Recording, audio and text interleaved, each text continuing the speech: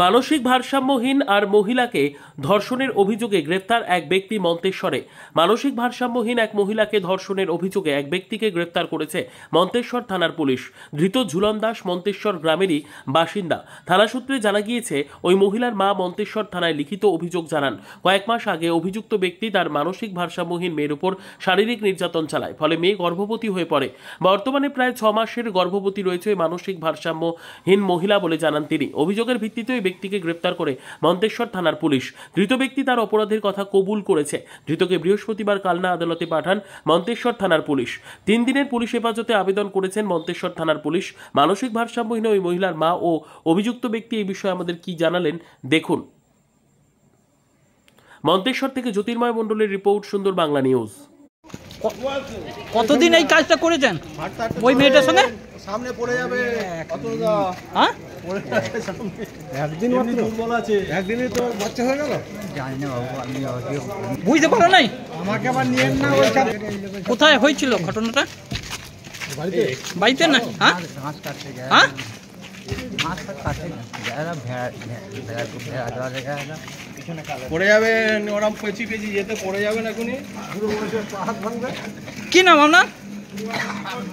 হ্যাঁ, ঝুলন কি বাড়ি? বাড়ি মন্তেশ্বর। কোথায় এসেছেন? আমি মন্তেশ্বর থানায় আইছি। কি ঘটনা ঘটেছে? কি ঘটনা, আমার একটা খেপা মেয়ে, হ্যাঁ, মানে যাক যেখানে যাক তার একটা অন্তঃসার হয়েছে। এগুলো বাচ্চাটাকে নামানো যাবে না। কে কাউকে সন্দেহ করছেন বা কাউকে বুঝতে পেরেছেন? বুঝতে এখন মেয়েটাই বলছে যে এই লোক এই করেছে, নাম ঝিলন। ঝুলন বাড়ি কোথা তার? বাড়ি ওই আমাদের গদ্দার পাট, মানে মন্তেশ্বরী? মন্তেশ্বরে। মন্তেশ্বরী বাড়ি? হ্যাঁ। তা আপনার মেয়ে খেপা? হ্যাঁ, আমার মেয়ে খেপা। আর দিন বুঝতে পারেন নাই? না না, বুঝতে পারলে তো হয়েই গেল। দিয়ে এখন বুঝতে পারছেন নাকি? তখন বুঝতে পারছি। দিয়ে আশা কর্মী গেছে, দিয়ে তখন পেশা পরীক্ষা করেছে, তখন হ্যাঁ, তখন বুঝতে পেরেছেন? তখন বুঝতে পেরেছি। তা মানে এইরকম কদিন ধরে অত্যাচার করছে আপনার মেয়েকে? জানি না, মেয়েও বলেনি। ও, মেয়ে বললে তো হয়েই গেল। তা মেয়ে ঘুরে বেড়াতো নাকি? ঘুরে বেড়াতে। আপনার কি নাম? আমার নাম আশা দাস। হ্যাঁ, আশা দাস। বাড়ি? বাড়ি গদ্দার পাট। আপনি কি চাইছেন?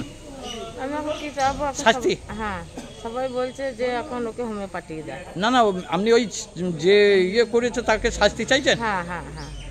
তার তার বয়স আছে, বয়স হয়েছে তো? তার বয়স হয়েছে বই কি? তার বিয়ে তো হয়েছিল? হ্যাঁ, মানে ওই ছেলের? হ্যাঁ, ছেলের বউ, নাতি নাতনি সব হয়েছে। তা আপনি শাস্তি চাইছেন, তাই তো? হ্যাঁ হ্যাঁ, তো ভাড়া নিতে পারবে না।